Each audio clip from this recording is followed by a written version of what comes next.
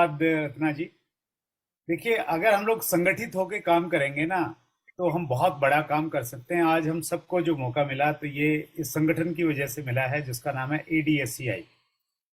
और हम लोग बहुत पहले ही, हालांकि हम अपनी कंपनियों की मीटिंगों भी करते हैं और हजार लोग वहां भी जुड़ जाते हैं, लेकिन यहाँ इस प्लेटफॉर्म पे सभी का जुड़ना वो एक अलग तरह की एनर्जी देता है, एक अलग तरह का पूरा बनता है उससे। उसको हम सब लोग महसूस कर रहे हैं। और हम आज की अंतिम महिला लीडर के पास में भी जा रहे हैं। बहुत डायनेमिक हैं और सोशल मीडिया पे बहुत एक्टिव रहते हैं। पूजा अरोड़ा विर्क हमारे बीच में है। डायरेक्ट सेलिंग, शादी से पहले भी उन्होंने डायरेक्ट सेलिंग किया, बाद में भी डायरेक्ट सेलिंग कर रहे हैं। पूजा, क्या फर्क पड़ता है? कईयों को लगता है कि बाद में पता नहीं होगा या नहीं होगा। Thank you sir. मैं तो बस इतना ही बोलना चाहूंगी कि आज की नारी भी बन सकती है व्यापारी, बस करनी होगी थोड़ी सी तैयारी, क्योंकि अब है नारियों की बारी। सन 2008 में मैंने इस इंडस्ट्री में कदम रखा और आप जितनी भी महिलाओं ने बताया कि यहाँ से बहुत सारी चीजें मिलेगी, पर वो तभी मिलेगी जब आपका वाई क्लियर होगा, जब आपका क्यों क्लियर होगा। और पहली बार जब मुझे इवेंट में जाने का मौका मिला, तो मेरे पास ये गॉड गिफ्ट था कि मेरी मम्मी भी उस इवेंट में चली गई, क्योंकि फैमिली का इन्वॉल्व होना बहुत ज्यादा जरूरी होता है। और उस इवेंट को देखने के बाद मेरी मम्मी ने मेरे एक वाई बहुत मजबूत क्लियर कर दिया कि बेटा, हिंदुस्तान की ये परंपरा है, जब लड़की शादी करके ससुराल जाती है तो उसकी सासू माँ आरती उतारती है, और वो एक ही बार उतारती है, पर उसकी नहीं उतारती। उसके पीछे जो उसके फादर साहब ने प्यार दिया होता है ना, ट्रक भर के, टीवी है, फ्रिज है, एसी है, पलंग है, सोफा, उसकी उतारती है। पर अगर आपने इस इंडस्ट्री को डट के कर लिया, या मेरी किसी भी बहनों ने कर लिया, तो उसकी सासू माँ एक बार नहीं बल्कि पूरी जिंदगी आरती उतारेगी, बल्कि पूरा हिंदुस्तान उतारेगा। कहने का तात्पर्य ये है कि यहाँ पे हम अपने आप को स्ट्रॉन्ग कर सकते हैं, मजबूत कर सकते हैं, अपनी खुद की पहचान बना सकते हैं। तो मैंने दुनिया की परवाह किए बिना, जब परिवार साथ था और डायरेक्ट सेलिंग का हाथ था, तो डरने की क्या बात थी, डट के काम किया। उस टाइम मेरे लिए बहुत ज्यादा चैलेंज था, क्योंकि शादी नहीं हुई थी। अब शादी नहीं हुई है तो लोग बातें बनाते थे, काले कोट पैंट वालों के साथ घूमती है, पता नहीं कौन कौन से जेंट्स आते हैं, इसकी शादी होगी कि नहीं होगी। मैंने लोगों को इग्नोर किया, डट के काम करने का ये नतीजा निकला कि उड़ीसा की पहली लेडी टेक्निकल अचीवर बनी।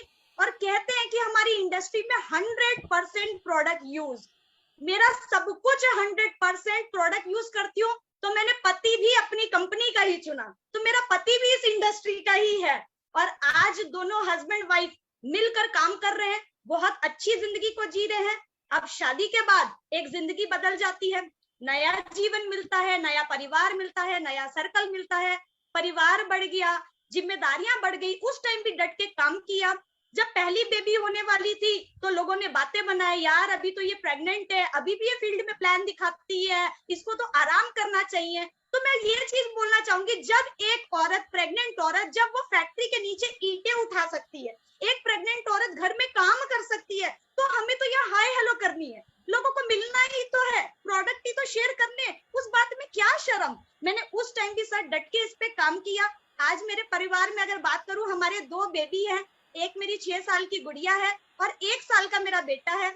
जब 1 साल का मेरा बेटा सर जब होने वाला था, बिलीव नहीं करेंगे, डॉक्टर ने रेस्ट बोल दिया था लास्ट के 2-3 महीने की, आप बाहर नहीं जा सकती। और कहते हैं जिसके खून में डायरेक्ट सेलिंग इंडस्ट्री है ना, वो घर से बाहर निकले बिना रह नहीं सकती है। मैंने जूम का सहारा लिया, सुबह 6 बजे से 7:30 बजे के हम सेशंस करते थे। और आप बिलीव नहीं करेंगे, लास्ट वाले दिन 31 जनवरी को 6 से 7:30 बजे का हमने सेशन किया, और जैसी मीटिंग को एंड किया, ठीक 10 मिनट के बाद इंडिकेशन आ गया, पूजा अब हॉस्पिटल भागने की बारी है। और पूरे इंडिया से बधाई आ रही थी, मैडम ने क्लोजिंग कर दी, इनको ट्रॉफी मिल गई है, आज पत्र प्राप्त हुआ है।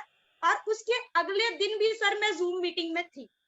आपका कमिटमेंट अगर पक्का है, अगर आपके सपने बड़े हैं ना, तो दुनिया कुछ भी बोले, आपको अपने सपने के लिए काम करना है। आज भी लोग बोलते हैं यार 1 साल का बेटा देख छोड़ के निकल जाती है, इसको तो सिर्फ पैसे कमाने की पड़ी है, पैसा, मान सम्मान, इज्जत, गाड़ी घोड़ा सब कुछ दे देगा ये इंडस्ट्री।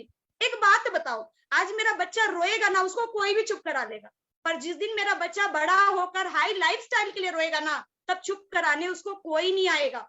क्योंकि एक औरत की जिंदगी बहुत संघर्ष वाली होती है, वो जब तक जिए कि संघर्ष है। और डायरेक्ट सेलिंग इंडस्ट्री की ये खासियत है, यहाँ पे आपको इतनी ज्यादा नॉलेज आ जाती है, आप हर परिस्थिति के ऊपर पे भारी हो जाएंगे।